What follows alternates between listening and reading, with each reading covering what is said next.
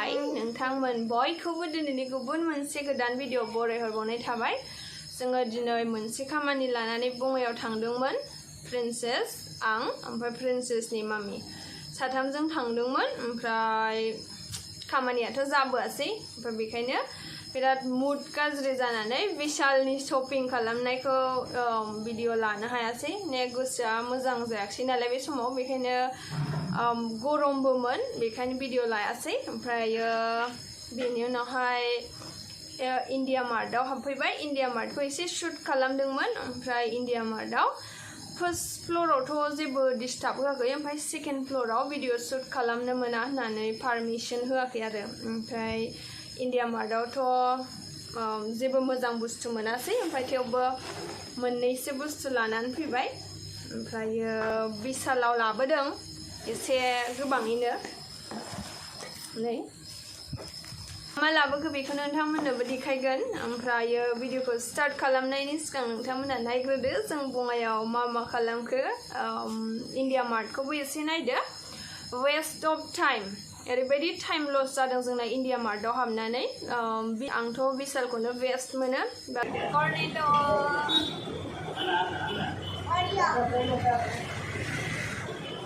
बोथोरा बिराद गरममोन बेनिखायनो विशालनिफ्राय ओंखारनाय लोगो लोगो कर्नेट' जाबाय जोंना नानियाथ' आइसक्रिम लाभारखा नानियाल' नङा आइसक्रिमा आंनिबो फेभरेट बेखायनो आंबो जाबाय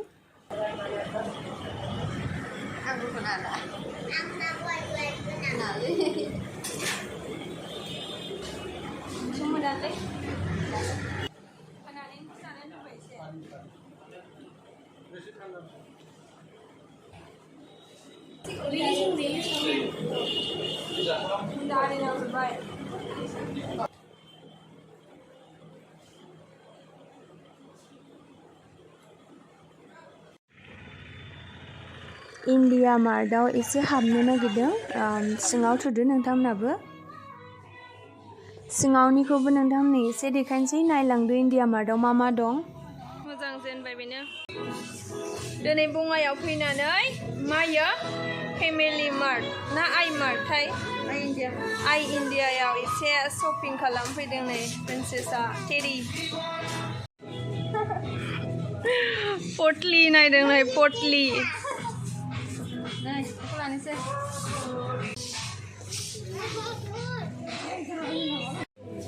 ओरैहाय बेगनि सेक्सन दं नै पटलि दासो लाबाय नों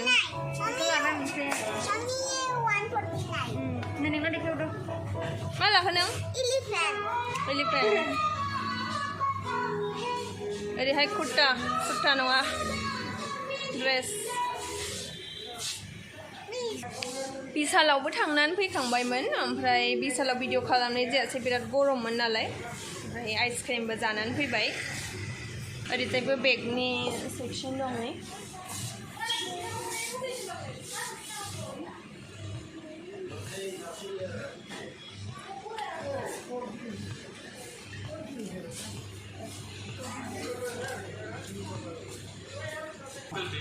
$7.99 रुपीस एसे देखायनोसै आइ मार्टखौ बेखौ नायदोंमोन आङो डिउटियाव थांबा दै बथल सोनानै लांनो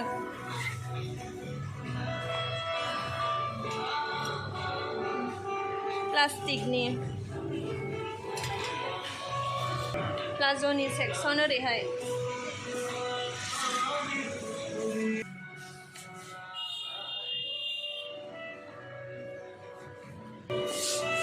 $2.99 रुपीस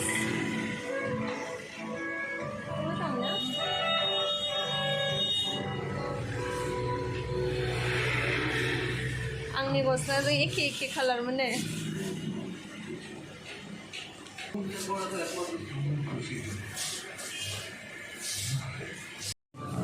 ओरैहाय नाइटि सेक्सन दं अनलि $1.99 रुपीस एसे मोजां नुदोंमोन टप दं ओरैनोथ' जेबो फेन्सि ड्रेस मोना डेलि वेयारनि थाखाय लांजायो आरो कुर्ति मोनसेबो मोजाङानो गैया मोनसेबो फसायासै आं बेनाथ' सानग्लास खाफालाव लालायनानै cup only 19 rupees मटका नङा बियो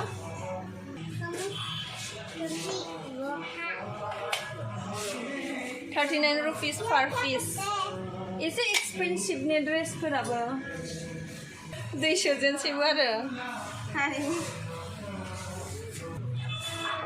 cup ओरैनि सेक्सन डिनर सेट ओमफ्राय ग्लास जुइस गथ'फोरनि टिफिन मोनसेबो मोजां बुस्थु नुवासै आङो बेवहाय ओरैनो टाइम पास थर्म' स्टेनलेस स्टिल वाटार बटल बेनि प्राइसआ 749 699 रुपिस दं नै बेबी सेन्डेल बेबी दंबा लांजागौमोन नै किउट किउटथार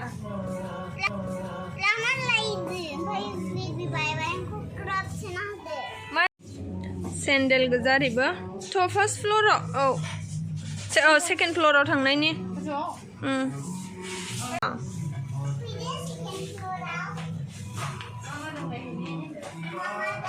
सेकेन्ड फ्ल'राव थांगासिनो दायो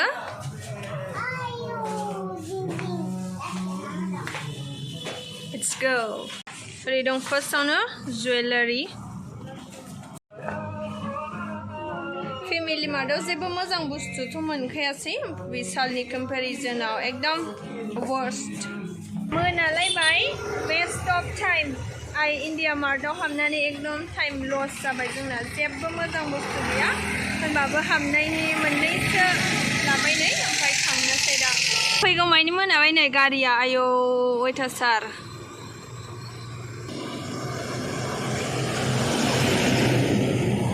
आमोखिया उन्दुलांबावबायसोनो गारि सायावनो बोरो थेन्थ'बाय प्रिन्सेसआ गैला बेलासिनि अख्राङा नै गोजानो ओमफ्राय नै प्रिन्सेसआ उन्दुयै स्कार्फ सिनबाय लामायाव ओमफ्रायो जों थांगासिनो लामायाव बिराद गारिसै मोनाबाय खोमसिनो मोनाबाथाय ओरैबायदि दामफार खारो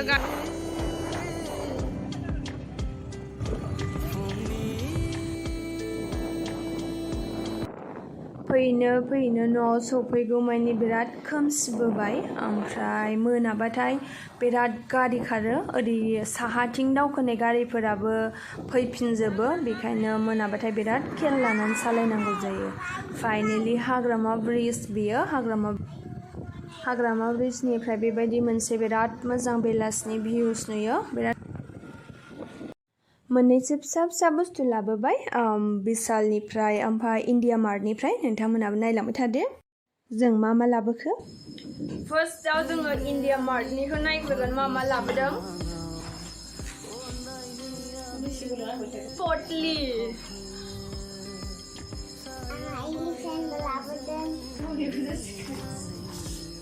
149 रुपिसल' पटलिनि दामा बेयो इन्डिया मार्टनिमोन कुर्तिफोरा बिराद दाममोन ओमफ्राय मोनसेबो मोजां मोनैखाय जेबो लाबोआसै पटलि 149 ओमफ्रायो पारफ्यूम मोननै लाबोदों नै फ्लरेल बुकेट नाम बुंनो रोंला बेनि एक्चुअल प्राइसआ 225 मोन ओमफ्राय बेखौ अफाराव मोनदों 129 रुपिसाव मोननैबो स्मेलाबो मोजाङानो मोजां मोननानै लादों आं एसे सुइटेस्ट स्मेल दं बेना बेबो मोजां बेनिफ्राय बे बेग बेयो 99 रुपिसल' माबा माबि ओरैनो ससे सनै थांबा दै बथल मा बथल सोनानै लानो प्रिन्सेस नोंना देखायदो मा लाबोदों इलिफेन्ट बेयो 149 रुपिसल' ओमफ्राय बे जाहैबाय इन्डिया मार्टआव जों बेखौल' लाबोदों ओमफ्राय मोनसे नेल पलिशबो लाबोजादोंमोन नै केमेराया फकास खालामनो हादोंना हायाखैथाय बेयो ब्रेन्डआ मी अन आङो खोनाफेराखैमोन आइ मार्टआव फार्स्ट टाइम आङो बे ब्रेन्डखौ खोनाहैदों बेयाव नेल पलिशल' नङा मास्कारा ओमफ्राय बिदिनो फाउन्डेसन आइलेसेस बेफोरबायदिबो दंमोन मी अन ब्रेन्ड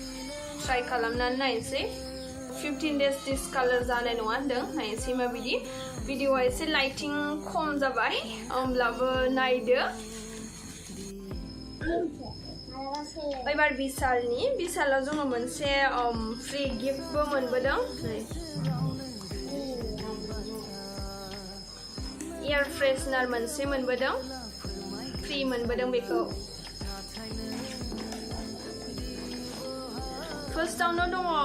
ग्लास वाटार बथल लाबोदों मोनसे बेनि प्राइसआ 99 रुपिसल'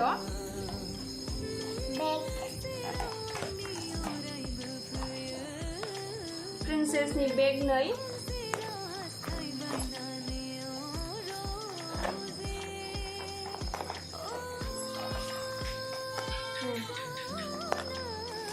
बेयो 199 रुपिस एक्साइटेड बेखौ मोननानै 1 liter ग्लास वाटार बथल बियो only 99 रुपिस बेनिफ्राय भिनेगार मोनसे सया सस बिनिफ्राय मोनसे सकला लाबोदों बियो 85 रुपिसनि बेनिफ्राय बेबायदि मोनसे प्लेट लाबोदों बियो बाय 1 get 1 मोन ओमफ्राय बेनि प्राइसआ 99 रुपिस मोननैजों बेनिफ्राय लाबोदों सेन्देला 149 ल'मोन प्रिन्सेस बिमा मोनसे लादों आं मोनसे लादों मोननै लाबोदों आरो only 149 रुपिस बेखिनियानो जेबो गैला बिशालाव न'नि बुस्थुफोर नांगौबा बायनो मोजां बेबायदि फिसा फिसा ससफोर बेबायदिनो प्लेट काप बेफोरो मोजां ओमफ्राय दायो लकडाउननि थाखाय प्रडाक्टफोरा हाबजोबाखै बारा बुस्थु गैया आरो खिन्थु जानाय लोंनायनि बुस्थुफोरा दङ एभेलेबल ओमफ्राय कुर्टिसफोरबो दङ ओमफ्राय जोङो लायासै प्रिन्सेस मोननि बानाना बियो आं दाबो न'आव थाङाखै प्रिन्सेस मोनावसो दङ ओमफ्राय एसे मेंबाय दायो थालिरखौ जानानै एसे फ्रेश जानोसै ओमफ्राय दिनैनि भिडिअखौबो बेयावनो फोजोबनोसै बाय बाय थेंक्स फर वाचिं बाय बाय